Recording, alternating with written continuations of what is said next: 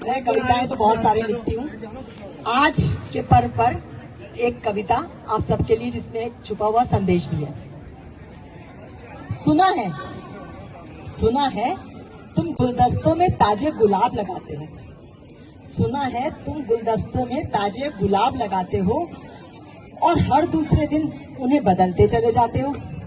अच्छा है फूलों की खुशबू से घर को महकाते हो।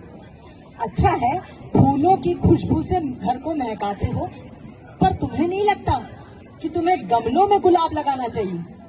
अपने जीवन के साथ साथ उन्हें भी महकाना चाहिए। कांटे तो होंगे पर वो कांटों में ही खिल पाते हैं। और आप ही बताइए भला किसके जीवन में दुख नहीं आते हैं? और आप ही बताइए भला किसके जीवन में दुख नहीं आते हैं? पेड़ से तोड़कर उन्हें गुलदस्ता बनाया जाता है। पेड़ से तोड़कर उन्हें गुलदस्ता बनाया जाता है, मतलब किसी का जीवन लेके फिर अपने घर को सजाया जाता है।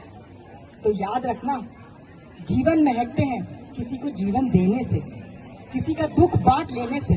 तो याद रखना, जीवन महकते हैं किसी का दुख बांट लेने से, किसी को जीवन देने से। तुम्हें याद रखना ही होगा। और ये महक फूलों के साथ साथ तुम्हारे जीवन में भी उतर आएगी।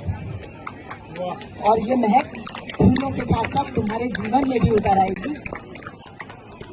फूल कुछ बोल नहीं पाते, फूल कुछ बोल नहीं पाते, ये तो बहुत छोटी सी बात है। पर इंसान होके तुम ये समझ नहीं पाते, तुम्हें नहीं लगता कि ये बहुत बड़ी बात है?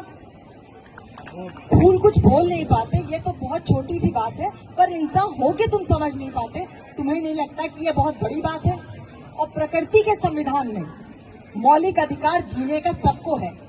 जिस दिन इस बात को समझ जाओगे, उस दिन डाली से फूलों को न तोड़कर नई डालियां लगाओगे। और उस दिन अपने जीवन के अर्थ को सही मायने में समझ पाओगे, सही मायने में समझ पाओगे, सही मायने में समझ पाओगे। धन्यवाद।